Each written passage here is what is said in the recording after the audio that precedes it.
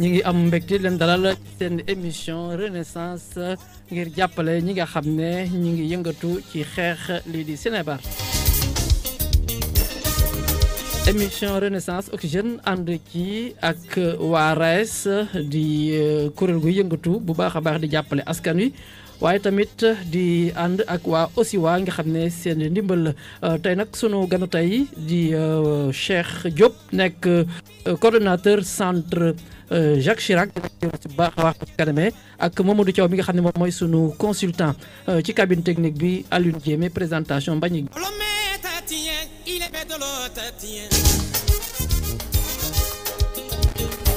jërëjëf Alioune Diémé jërëjëf mbokki auditeurs yi di wax rek ne mën ngeen woote ci 88 628 18 82 88 628 18 82 bu dee bëgg ngeen participer émission bi xanaa rek ñu bàyyi ak ki nga xam ne moom mooy Cheikh ñu bàyyi la rek nga présenté wu ci ak auditeurs yi. jërëjëf Mbagnick ñu ngi leen di nuyu bu baax di wax ne am nañ mbégte pour dellu si fii ci Oxygène di fi amal waxtaan bu jëm ci wàllu drogue. comme ni nga ko waxee man maa ngi tudd Cheikh Diop maa ngi yëngatu fee centre Jacques Chirac bi nekk Thiaroye donc ñu leen nuyu baax di nuyu auditeurs yi et di féddale aussi suñu kóllëre ak waa rajo Oxygène. jërëjëf Cheikh ñu jox kàddu gi suñu consultant du jour mooy Mamadou Thiaw Mamadou ñu ngi lay nuyu di la bàyyi rek nga nuyu auditeurs yi nga présenté wu. je suis très content d'être parmi vous aujourd'hui maa ngi content trop di nekk ak yéen. C'est vrai que je m'appelle Mamadou Thiaw je suis intervenant de terrain maanaam damay dox di ñaxtu ci ñi nga xam ne daal ñu ngi Sénébar bi téye na leen ma leen di jéem a sensibiliser pour di leen yóbbu ci ñu def seen prise en charge ci poste de centre d'addiction yi fi am ci Sénégal léegi. jërëjëf Mamadou Thiaw ponk tey bi rek moom mooy addiction defe naa ne terme la boo xam ni suñu gan yi dinañu ko jàngalal bu baax a baax a baax xanaa rek dañuy déglu li nga xam ne moom mooy premier extrait bi ñu déglu tuuti donc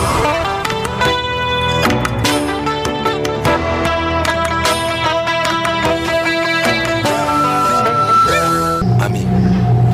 war nga ma gëm ndax comprendre naa tout à fait. kon yow mos nga am manque kon ñam nga lii dal ku mos a sikk mosoo mos noo sama tête mi ngi mel ni luy bëgg a toj te si biir kàmb gu ñuul la sama biir bi dafa mel ni que dafa am lu koy tàggate mel ni luy yeew sama butit yi ak di jaxase sama estomac ba may bëgg sotti lépp lu nekk sama biir sama xol bi di tëf tëfi ci sama dënn ma am impression que day génn dama gisatul benn solution pour me soulager c'est comme si mënuma contrôler sama corps et que dama nekk di seetaan sama propre douleur. dinaa seeti waale sama mère daf ma manqué. ami koytul musiba bi lay xaar si biti jëlal lii kit de consommation sans risque la jël ko denc juste au cas où dégg nga bu baax au cas où saabu la seytaane mëne. jëf Alioune Diémé donc moom moo nekk premier extrait bi bëggoon laaj sunu gan yi Cheikh ban commentaire ngay def ci extrait bi nga xam ne mi ngi jóge ci épisode Renaissance. jërëjëf Mbagnick commentaire bi ñu ciy def xëy na lu gàtt lay doon dañu wane ndaw su nga xam ne dafay wane ay métit yu ko dal métit yooyu li ko dal waral mooy li tubaab di wax état de manque parce que dafay jël lu nga xam ne bés bu toogee jëlu ko day am ay njeexital yu muy am ci yaramam donc yóbbee ko métit yooyu muy misaal noonu donc loolu nit ki bu fa tolloo daanaka mën nañu wax ne àndatul ak sagoom nit la koo xam ne feebar na parce que mu ngi jël lu nga xam ne lang na ci loolu la tubaab di wax addiction mooy lang ci dara lang dem ba mënatu cee génn mel ni dañ la ci enchaîner doon loo xam ne yow régulièrement da nga koy am da nga koy soxla da nga koy jëfandikoo bu dul loolu sa dund day perturbé wu. addiction nag xëy na tey mbiru drogue la ñuy wax mais addiction nit mën na ko def ci yeneen ak yeneen addiction mooy nga lang ci dara rek ba mënatuloo ko bàyyi mu conditionné sa dund. tey am na ay forme addiction yu bees yoo xam ne am na gis na nit ñi ni ñu langee ci mbiru téléphone portable maanaam tey nit ku xëy soo ba ngoon téléphone am yàqu wala mu réer daanaka boo seetloo day mel ni ko xaw a tàqali ko ak sago ku xëy sa ordinateur mënoo koo xool ndax réer na wala yàqu na day mel ni da nga tàqali ko ak sa sago. am na ñoo xam ne seen forme d'addiction ci appareil ay outils yu mel noonu la jëm. am na ñoo xam ne seen addiction dafa dem ci wàllu sport loolu la ñuy wax ay addiction comportementale am na ñoo xam ne ci wàllu sëy am na ñoo xam ne ci wàllu carte yii loterie yii gis ngeen mag ñii nga xam ne bu ñu xëyee rang ci buntu loterie yii loolu dañ koo tàmm lang nañ ci ba mënuñu koo bàyyi bu ñu xëyee fekk demuñu jouer ji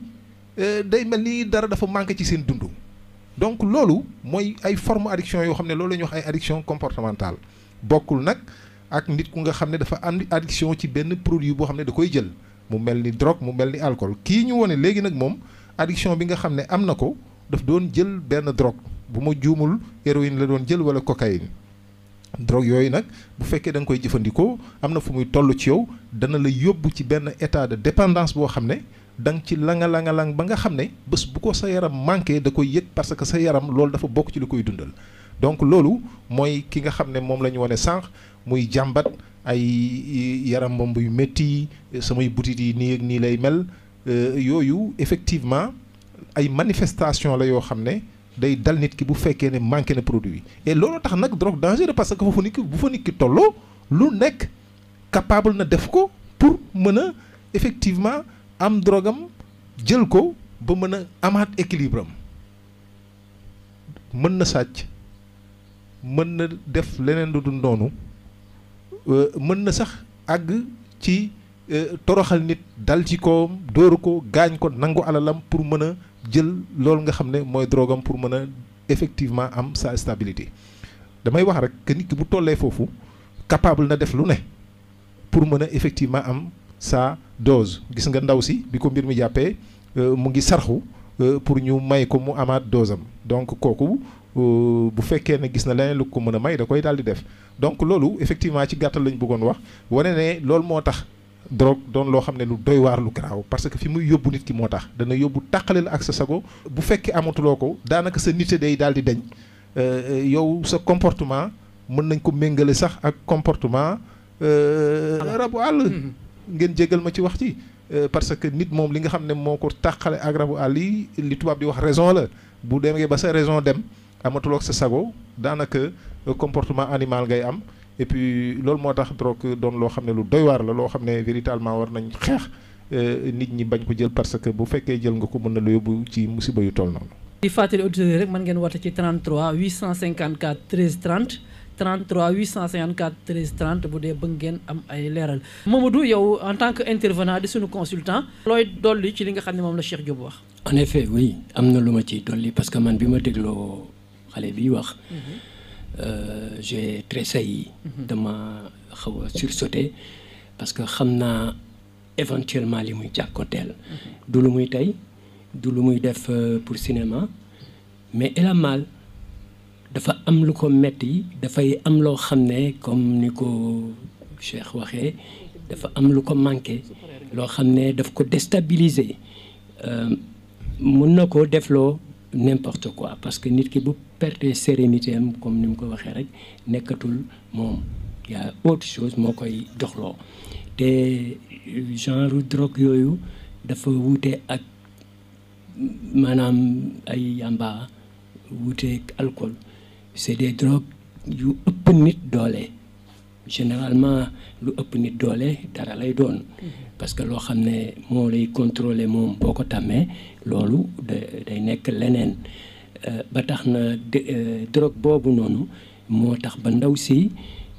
mun na def lépp loo xam ne rek xalaat ko mun na ko def pour dellu am kii am maanaam nekkaat moom parce que actuellement nekkul moom elle souffre biir baa ngi wañaaru effectivement noonu lay def da ngay am ay baisse et haute tension ci sa yaram jékki-jékki miir sa biir di metti nga wàccu tu as des crampes d'estomac lu doy waar la loo xam ne daal vraiment war nañu def tout pour ñu mu bañ a am parce que en fait ki koy def ci boppam moo gën a bëgg mel ni ñëpp da ngay boo ci nekkee da ngay gis nit ñiy daw ci mbedd mi da nga leen di ñee nga gis ku ànd ak boppam di dox yow da nga koy xool da nga koy ñee parce que boo sañoon mel ni moom mais malheureusement un jour tase nga ak moom faible jël ko mu tax ba mu def la leneen voilà ce que je peux dire de prime abord comme ça ci drogue boobule.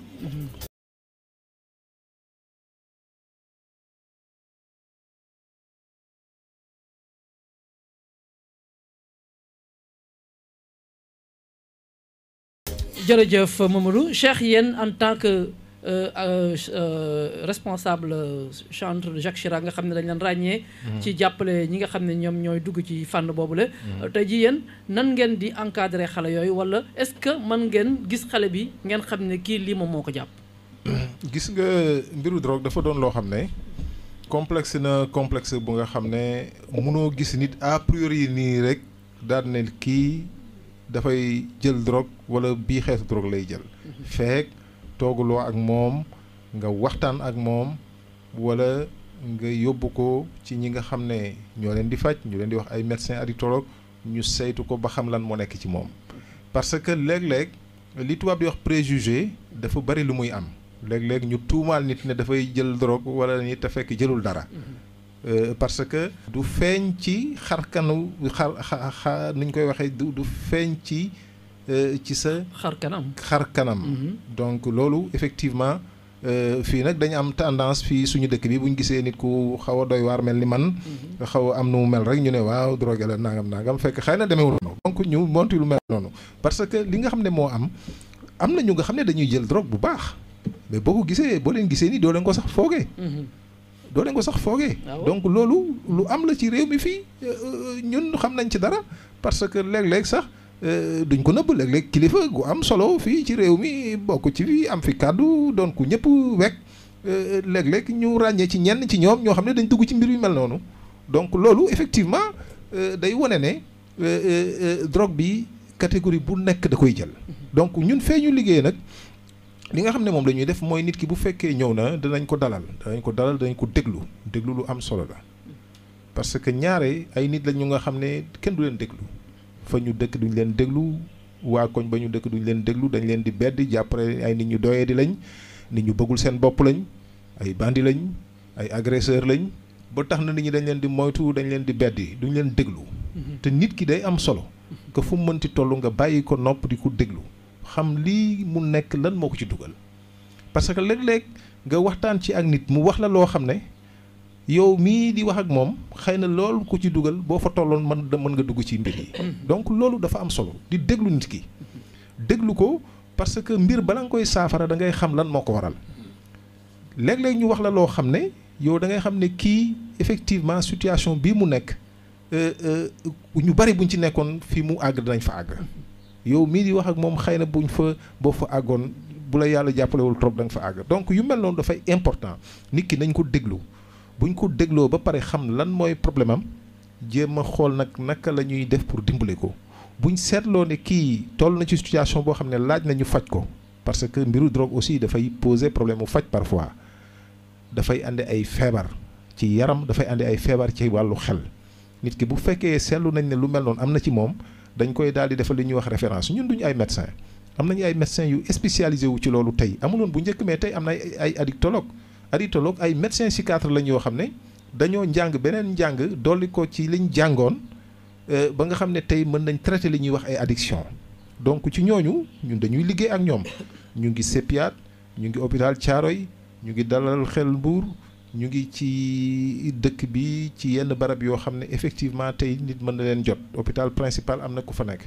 donc ñu mel noonu la ñuy def référence bind këyit yóbbu la fa donc maa ngi ciy profiter di remercier ñi nga xam ne ñooy suñ mbokk waa CEPIAT yi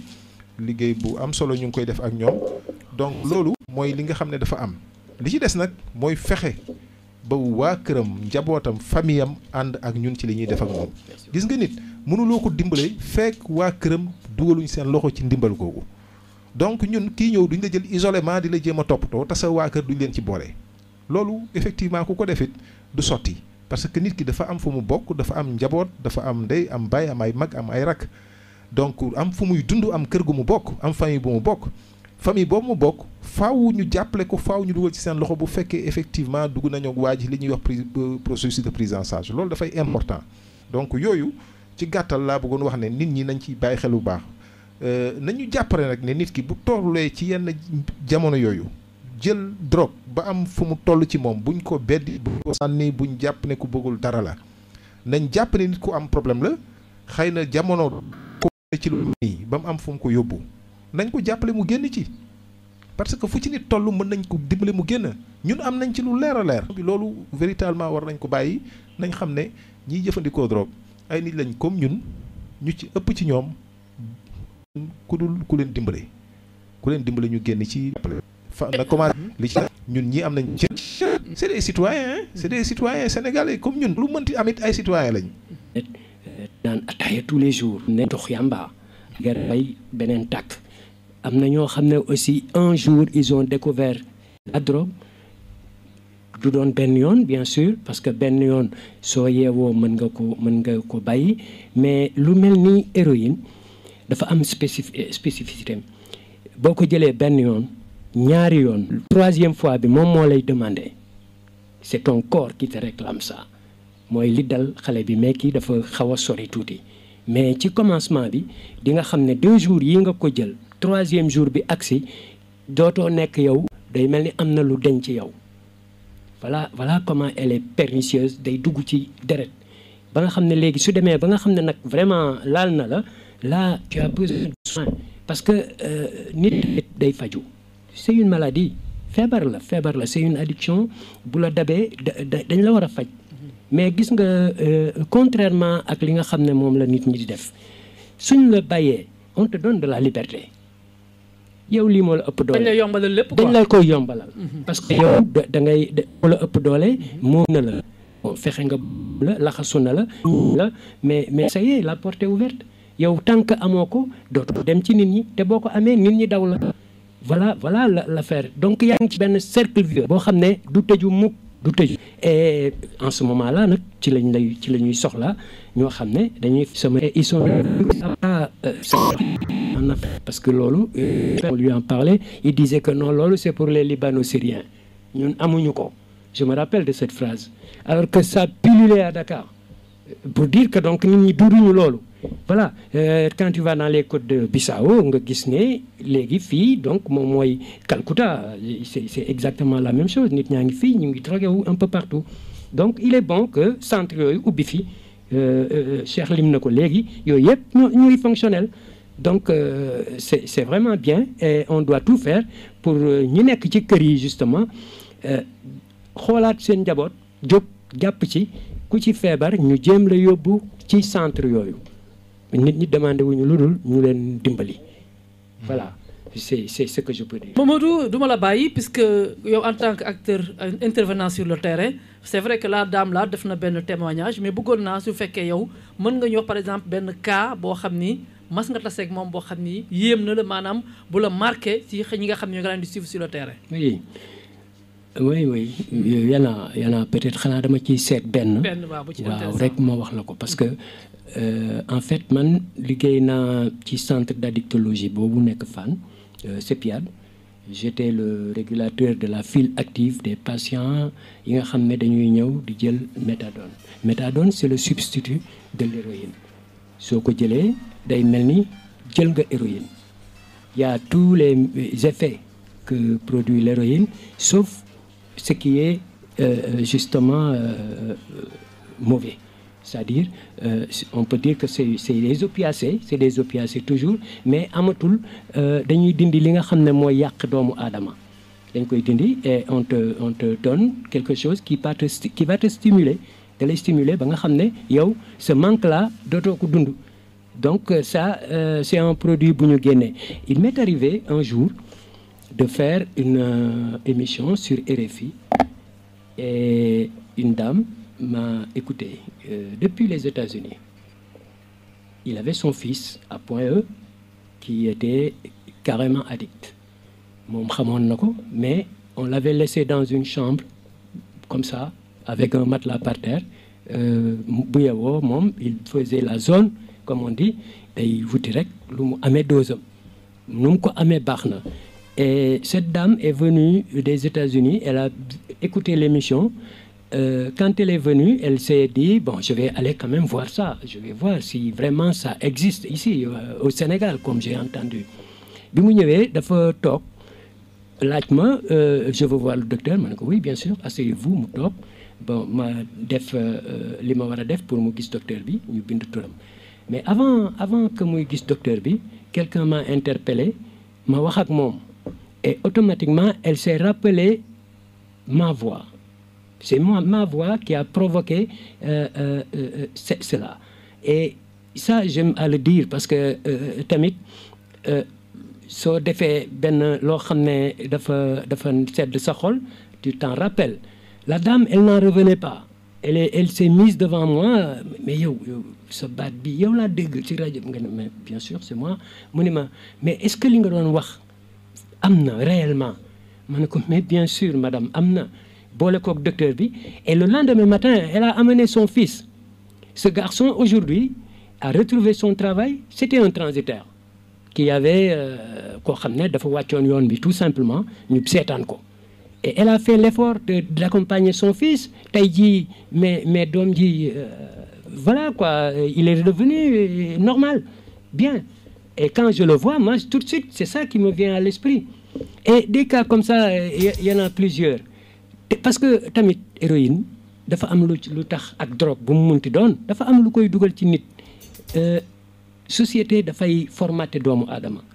Généralement la société peut pousser une personne à se retrancher sur soi-même ba nga xam ne soit day dem nekk alcoolique ñi naan ay alcool frelaté yi mais ñooñu voilà quoi dañ koy naan parce que c'est moins cher d'abord, mais ensuite bëgguñu lucide parce que nit day toll foo xam ne bëggatul jàkkaarloog yi muy dund. Et loolu ci kër yi lay commencer.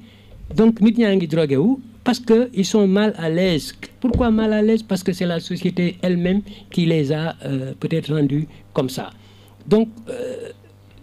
dañ leen war a dimbali. Moi je pense que dañ leen war a dimbali et xam ni c'est pas de leur faute. C'est vraiment pas de leur faute. Bu ñu leen dimbalee daal mu gën franchement.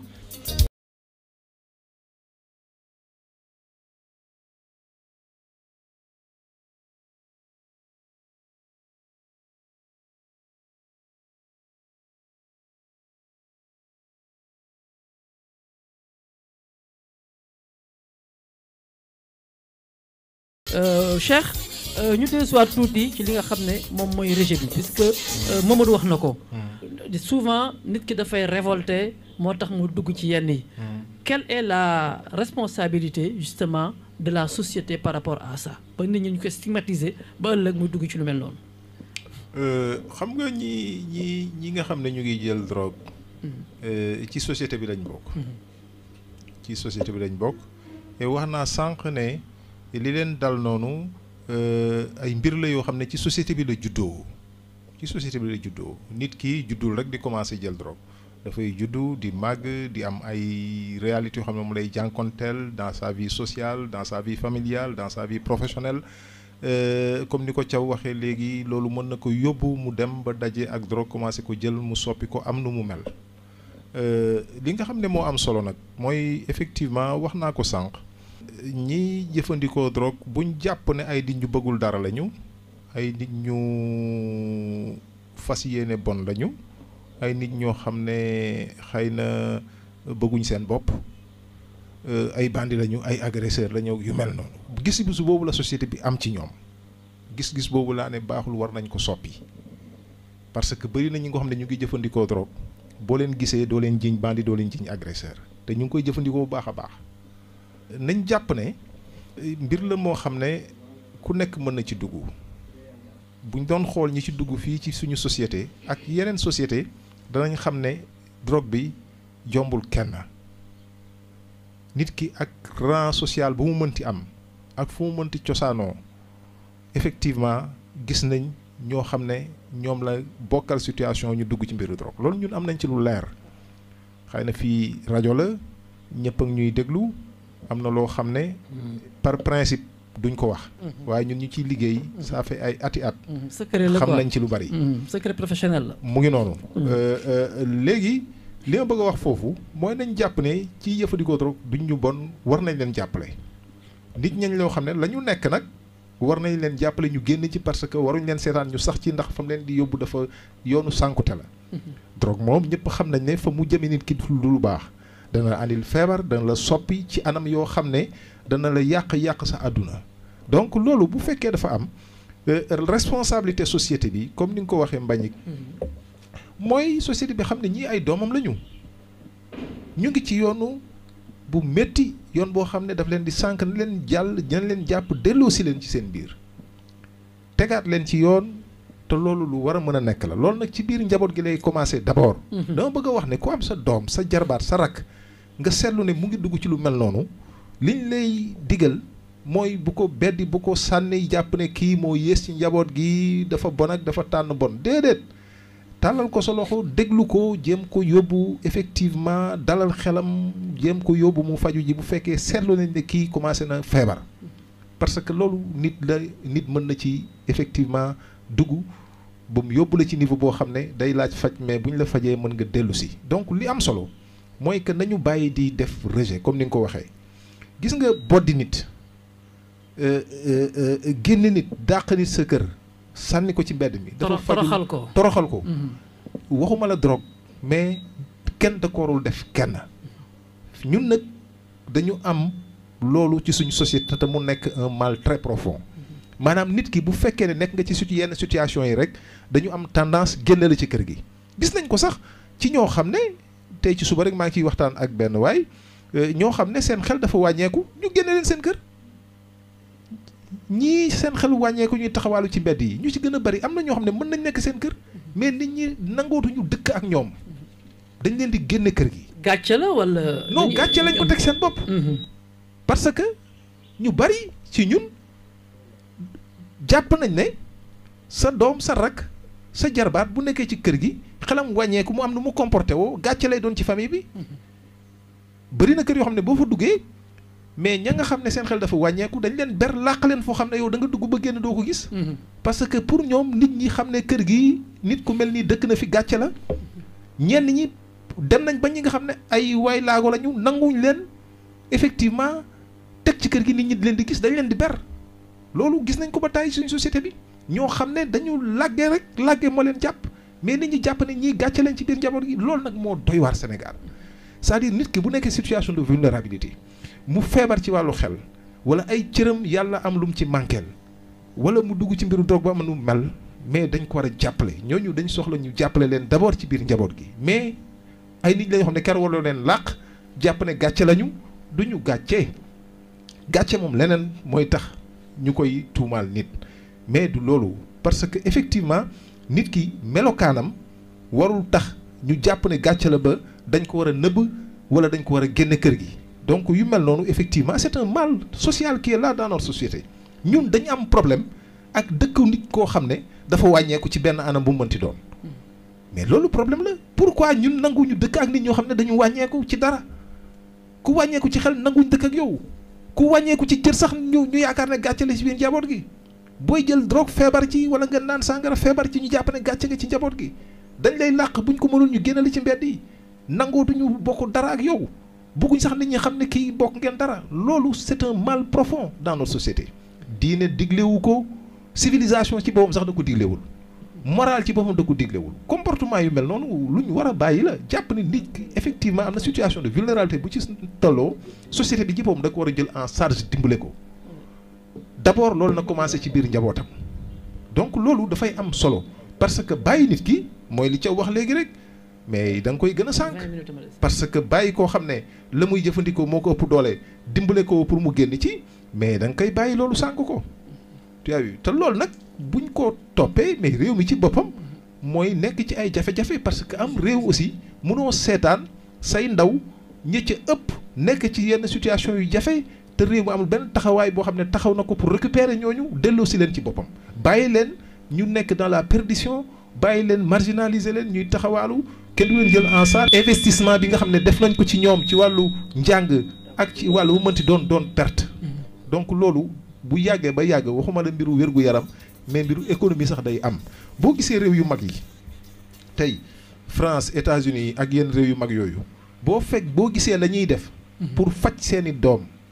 pour def ay politique de prévention pour fexe ba seen ndaw duñ dugg ci lu mel noonu wala ñu ci dugg ñu utal leen ay centres spécialisés état di ko subventionné effectivement pour faj leen delloosi woon dans la société mais xam nañ ne effectivement nit ñooñu yëpp c'est une masse critique boo xam ne boo leen bàyyee mais dafay am ay incidences même dans la productivité économique du pays donc loolu dafa am solo nit ñi dañu investir ci ñoom da ngay yor sa doom investir ci moom yaakaar ne ëllëg effectivement dana mën a liggéey pour investir aussi dans la société et que comme ça que se développent les sociétés humaines mais bu fekkee ne ñi investir dafa am ñu bari ñoo xam ne effectivement ñu ngi commencé yàqu ñu bàyyi leen c'est une perte d'investissement boo xam ne bu yàggee day sooxee suñu réew yi nga xam ne dañu néew doole donc mbiru drogue du sax rek mbiru santé mais c'est un problème économique c'est un problème économique c'est un problème même politique de développement donc loolu effectivement il faut ñu bàyyi ko xel xam ne mënuñu sàggane dama koy wax souvent PSE suñ plan Sénégal émergent bu baax la mais ñan ñoo koy liggéey ay ndaw ñoo koy liggéey ñu wér ci xel wér ci yaram gis nga PSE ak plan bu mënti doon bu fekkee ne société bi amul ay ndaw ñu ko mën a porter effectivement liggéey ko du dem fenn loolu moo ci am solo li ñuy wax le capital humain d'ailleurs bokk na ci plan bi mais nañ ko gën a dooleel parce que effectivement plan bu mënti doon ay nit ñoo koy liggéey ñooy bay ñooy dugg ci usines yi ñooy liggéey ñooy effectivement def li nga xam ne moom la ñuy wax la production ñi koy def ay ndaw lañ ñoo xam ne war nañ leen sàmm ñi ciy yàqu ci ñoom dañ leen jàpp jubbanti leen tegaat leen ci yoon delloo si yoon suñu biir ñu mën a liggéey réew mi loolu moo ci am solo parce que genn wàll gi ci ñoom effectivement ñu mën a jàppale la delloo si leen suñu biir ñu mën a fexe ba ñu bokkaat ci liy développé dëkk bi la ñu bu ñu leen sàgganee effectivement réew mi dana sooxe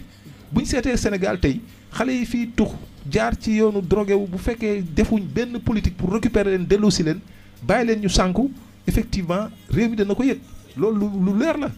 donc parce que c'est une masse critique boo xam ne mënuñ on ne peut pas se permettre de laisser tout ce monde là en rade on n'a pas ce luxe là ñun li ñu soxla mooy effectivement on a besoin de nos jeunes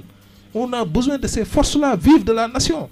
bu fekkee ne effectivement forces yooyu gis nañ ne ñu ngi commencé di am lu ñu mel nañ leen récupérer c'est possible de le faire nañ leen récupérer delloo si àdduna bi yëpp nag ñoo ci yem foo dem ci àdduna bi réewu arabe yeeg réewu tubaab yeeg réewu africain yee ci yem foo dem am na ñu mel noonu dans tous les pays du monde il y a des gens qui consomment des drogues amul fu mu amul ci àdduna bi loolu moom jiitu na suñu juddu depuis la nuit des temps les gens consomment les drogues mais société bu nekk dafa am système effectivement de régulation pour récupérer nit ñi nga xam ne effectivement ñu ngi dugg ci situation yu mel noonu delloo si leen ci boppam loolu dafa am solo ñu xam ko donc c'est important quand même li nga wax noonu parce que rejet bi mooy suñ problème tey rejet génn nit ñi bàyyi leen duñ leen toppatoo nañ leen delloo si lu mën nañu wax ne ñiy jëfandikoo drogue tey ci réew mi fii ñu ci ëpp bu leen seen waa kër jàppalewee ñu génn ci liñ nekk teguwaat ci yoon doon nit ñoo xam ne ñu am njëriñ lay doon pour seen bopp pour seen njaboot et pour dëkk bi mais loolu dañ ko war a xam jërëjëf Cheikh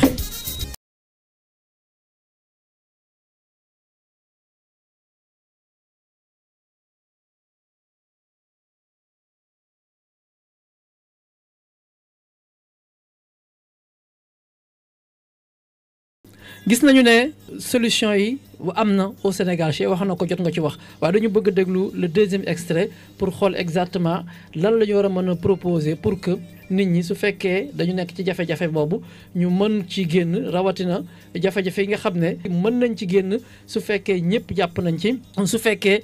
état bi dugal na ci loxoom waaye tamit surtout communauté bi surtout puisque temps yëpp ñu ngi dégg ñu naan une approche communautaire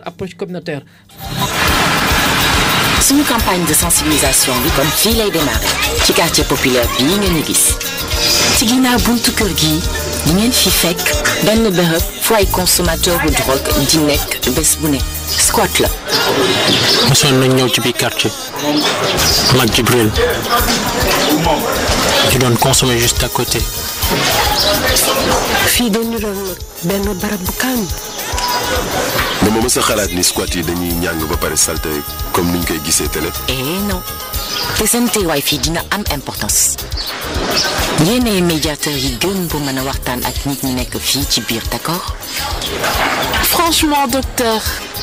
vous êtes sûr que mën nga liggéey ci biir terrain. comme ni leen ko Moussa waxee ñu leen mën a indil ci wàllum faju yemul rek ci biir Renaissance nit ñi nekk fii ci biir war nañu am kóolute ba dikkal seen bopp ci centre bi ngir ñu jox leen ay soins. jégalu de mais man sentiruma ko et si suñu xel nekk ci drogue bi nag. ci beneen côté lu ñuy def yëpp pour génn ci amul benn sens nañ dimbali ñeneen ñi comme Moussa di def pour ñun. Comme vous pouvez le voir activité yu bëri la ñuy proposé même jigéen ñi sax dañ leen di accueillir. il faut nga comprendre ñaari affaire yu important benn bii seringue keneen ku dul yow waru ko utiliser te doo ko partager jamais. deux pour éviter jàngoro mbaa ñu wàll la il faut absolument nga yàq ko carrément dégg ngeen boo ko utiliser ba pare nga sànni ko ci boîte bii d'accord. lépp a ngi ci. c'est cool ça. ndox mu ñuy injecté wu. cuillère. coton. tampon d'alcool. filtre. mais loolu foo dem fekk ci marché bi. non monsieur. pas ci mbedd mi. ca centre Renaissance. adresse bi leer na nañ. waa dafa mel ni da ngeen ñuy encourager ñu drogué wu quoi. du loolu. vas-y. dañ ñu fi teg pour encourager leen ngeen bañ a jëlaat ay risques. mën leen taxawu ak ñëpp ñi leen wër. te yéenay joxe dose yi aussi. ni nga bëggee lu yomb. ku ko bañ. soxla woo ñu pour procurer wu sa dose ñun xamante nañu dinañu jaar saa yu nekk pour ramasser conteneur yi. ok ami. ni mooy cachet yi ngay jël au début pour wàññi contraction yi. ndax yaa ngi wéccu ba léegi. non sama xel dafay teey rek. mënatuma. est-ce que lépp jaam. waaw ami waa ça va. dina baax ami dalalal sa xel. man bëgguma woon sama yaay indi ma ci centre bi waaye moo waxoon dëgg jamais médecin musul am toppatoo ci man comme tu le fais. depuis début programme bi am nay dérapage te pourtant dañ ñu mës a comprendre ñun ñëpp di defar rek dara ci say engagement changé wul même ak suñuy famille te xam nañ ne gëm nga ñu n'est-ce pas. ouais.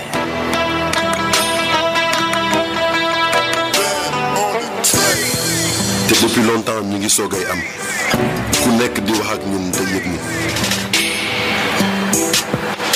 di ñu traité ak dignité ak yërmande ak yow xam nañ ne duñu ay bàyyi ma ay dof wala ay bandi wala ay xawma lan encore alors ñun dinañ woon àdduna bi yëpp que centre bi wuyu na turam Renaissance.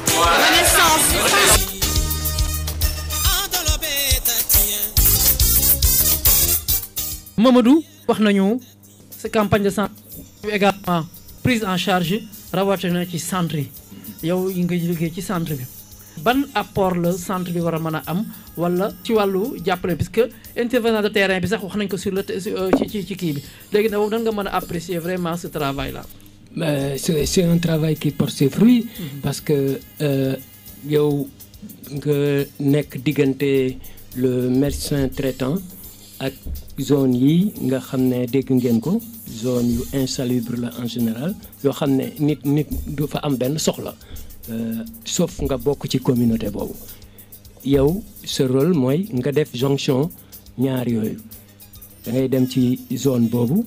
jéem a wax ak ñoom ce qu'on appelle faire un conseil pour un changement de comportement CCC nga def ko pour indi nit ki ci poste de santé bi mu ñu mën ko jël en charge génne ko ci loolu faciliter ko ay consultation xool parce que dégg ngeen ko ils utilisent n'importe quoi pour se faire des shoots dañuy jël ndox boo xam ne ndoxu mbedd la ñu def ko seen seringue 4 bokk benn seringue pharmacie boo demee ñun la amuñu parce que buñ la xoolee rek ñoom dañuy les stigmates sont encore là xam nañu dañ lay wax demal wuti ordonnance parce que dañuy xam ne yow mii amul docteur bu la ko prescrire dañuy xam ne da nga koy jënd pour dem def piqûre donc duñ la jaay léegi nag yow l'intervenant de terrain booy dem ci biir ñi da ngay yore kit boobu nga xam ne tu as de l'eau distillée tu as une seringue des seringues pardon tu as le coton tu as tout ce qu'il faut pour nit ki dem def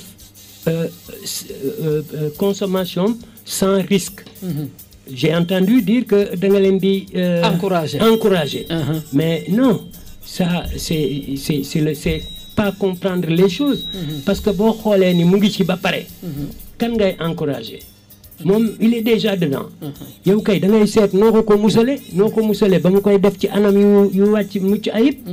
loolu c'est pas l'encourager parce que boo ci boole woon nag produit bi sax mu doon ko mais le produit n'est pas là yow yaa ngi koy proposer leneen loo xam ne dina remplacer produit bi et loo xam ne c'est pharmaceutique nit du ci loru donc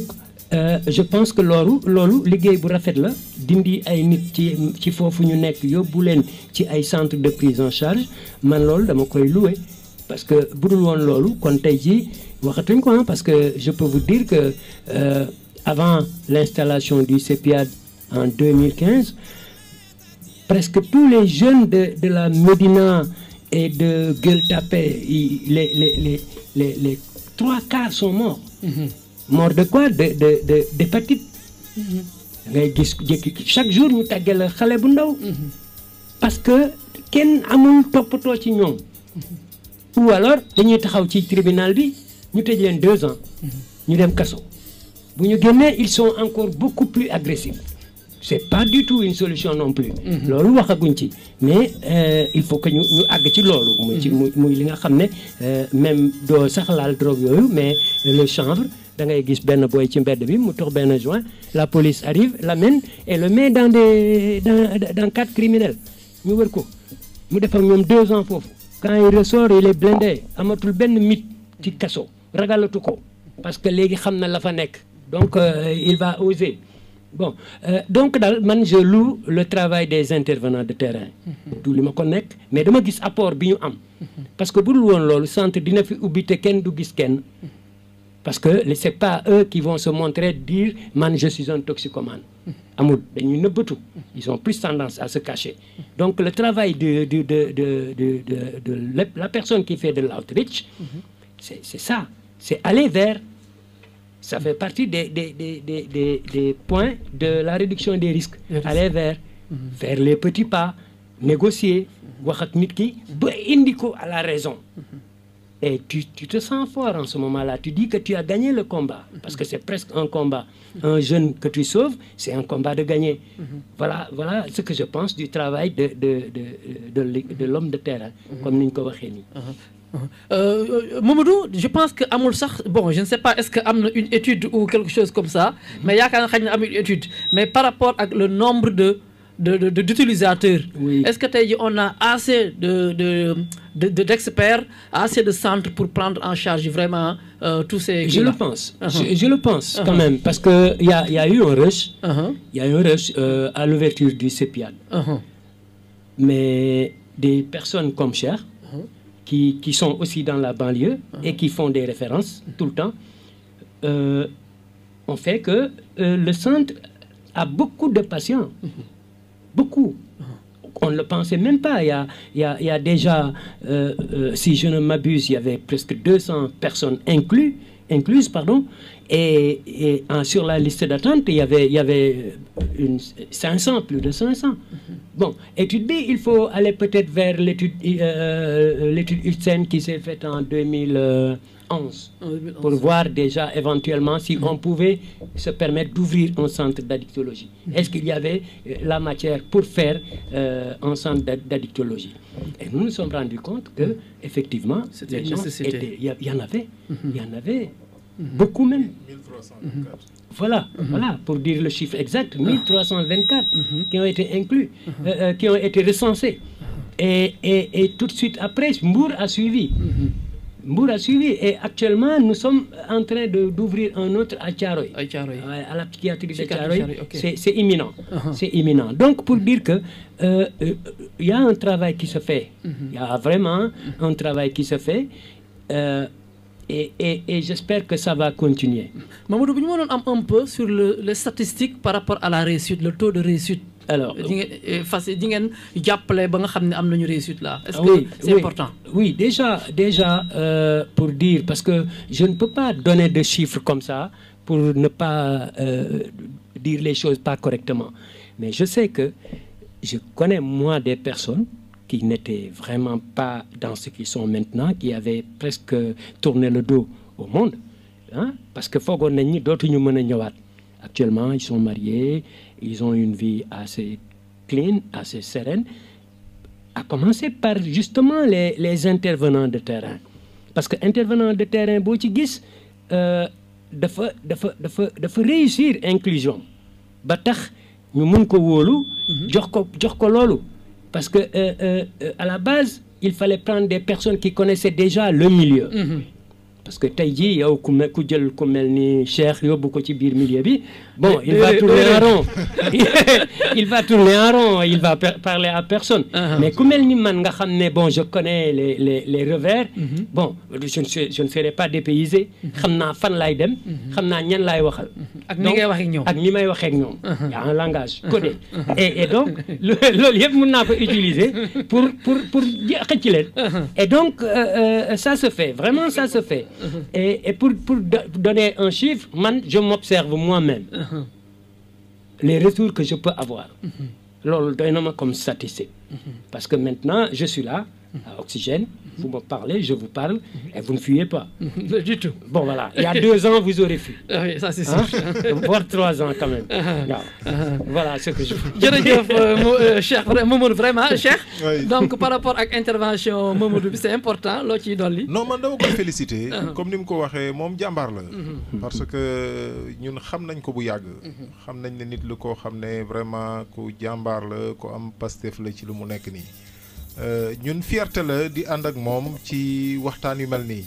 parce que am na lu mu dund yàlla jàppale na ko ñun ñu jàppale ko moom mu jàppale boppam aussi surtout parce que loolu dafa am solo ñu wax ko gis nga kii jëfandikoo drogue dañ lay jàppale mais da ngay jàppale sa bopp aussi am sa volonté personnelle am sa volonté personnelle moom bokk na effectivement ci ñi nga xam ne am nañ volonté personnelle ba tey jii responsable la comme ñun di jiite kuréelam ñun ñuy ànd ak moom di dem ay séminaire muy génne xalaatam ñu koy naw ci liggéey bi nga xam ne mu ngi koy def dans ce travail là donc loolu day wone ne véritablement li mu wax ni dëgg la c'est important donc de toute façon liggéey la bu nga xam ne bu métti la mais yàlla def na ñu ngi ci am ay ndam xëy na yoon bi métti na bëri na ay gàllankoor mais li am solo mooy que volonté bi mu ngi fii di leen remercier yéen aussi waa Oxygène man Mbagnick moom sama waay la suñu xamante waaw maa ngi koy wax caw bi ñu ñëw maa ngi ko naan Mbagnick bañ xamante yàgg na 30 ans boobu loolu jiitu na rajo bi c'est toute une vie waaw c'est toute une vie donc di ko remercier ci nit ki mu doon moom Mbagnick simplement parce que man mën naa seede ci moom lu bari xëy na émission bi du ko mën mais di wax ne aussi ñu ngi rafetlu véritablement Oxygène parce que ñun suñ fierté la rajo la bu nekk ci banlieue bi loo tax man saa yi ma wooyee ma am cawarte ñëw participer ci suñu contribution la donc véritablement ci thèmes yi ngeen di aborder aussi c'est des thèmes importants waaw yu mel nii dafay am solo ñu koy waxtaanee très souvent ci rajo yi je pense que c'est important émission bu mel nii véritablement ñu mën ko vulgariser et que muy am ay yooni yoon de toute façon ñun Centre Jacques Chirac et mun naa ko wax comme Thiaw ñu ngi entièrement à votre disposition saa yu ngeen ñu soxlaa pour traiter de ces questions là on est à votre disposition jërëjëf Mamadou ban message yi la ñu war a mën a joxe bu ñu mën a retenir pour que nit ñi vraiment war a mën a di ñu ko war a fréquenter les centres d'addiction wala ñu yokk le nombre de. Oui, déjà, vous venez de faire un travail colossal, comme ni ko Cheikh waxee, parce que déjà, nous nous identifions à la radio, c'est notre radio, c'est la banlieue, ça, c'est notre fierté. Ñu toog fi tey def émission bu mel nii, j'espère seulement que ñi ñu war a déglu ñu ngi ñuy déglu ak xel, parce que dafa nekk tamit loo xam ne il faut nga déglu ko ak xel. Nous ne sommes pas là pour faire l'apologie de la drogue. Nous ne sommes pas là non plus pour dire droguez-vous, on va vous soigner. Non, pas du tout. C'est pas le discours. Le discours mooy am na fi ba pare li fi nekk dañ fexe ba soppi ko. Nous avons besoin de ces vaillants jeunes. Nous avons besoin d'une vie saine dans nos familles. Et en passant, je vais remercier Raïs parce qu'ils sont en train aussi de faire un travail énorme. Moi, j'ai ma propre cellule. Je suis aussi leader communautaire. J'anime des discussions par rapport à ça dans le réseau WhatsApp. Et je sais que Raïs sont en train aussi de nous accompagner. Mais loo ci mën di dégg mooy ñun il faut ñu approprier wu ko ñun. Tout à fait. Nous la population. Xam ni loo ci def rek sa bopp nga ko defal. Parce que ay njaboot comme Cheikh wax na ko à l'entame da ngay jur sa doom def ci moom lu bari. Bon ba nga ciy accès loolu passé na dootoo ko amaat. C'est clair que dootoo amaat doom bu am at yooyu. Donc si nga perte ko mais qu'adviendra-t-il yow yaay perte. Donc nañ jéem a rek déglu ak xel raisonner normalement def le travail nécessaire pour que ñun ñëpp ñu àndandoo génn ci lii nga xam ne daal wax dëgg yàlla c'est une maladie des temps modernes. jërëjëf Mamadou Thiaw di intervenant nekk sunu consultant du jour jërëjëf Cheikh Diop nekk coordonnateur centre Jacques Chirac de lutte contre la drogue di gërëm aussi auditeurs yi ak sunu technicien bi di gërëm sunu partenaire RAES waa OSIWA ci jàppale bi nga xam ne ñu ngi ko doon jàppale émission bi nga xam ne ñu ngi ko jagleel thème mu addiction waaye tamit di ci wax rek nan la ñu war a mën def pour xale war a moytu li nga xam ne moom mooy sinébar ba xaj na dinañ ci mën a mucc parents yi mucc ci askan wi mucc ci ndax dañ jàpp ne képp koo xam ne ab doomu sénégalais nga boo ci duggee rek mel na ni Sénégal gi yëpp moom moo ci dugg donc ñëpp war na ci mën a jàpp li ni mel xaj na buñ ci jàppee ñëpp dinañ ci mën a dugg di leen gërëm bu baax a baax di leen jox rendez-vous dans 15 jours maanaam fii ak ñaari ay bés ngir beneen émission boo xam ni dañ ko jagleel li nga xam ne moom mooy renaissance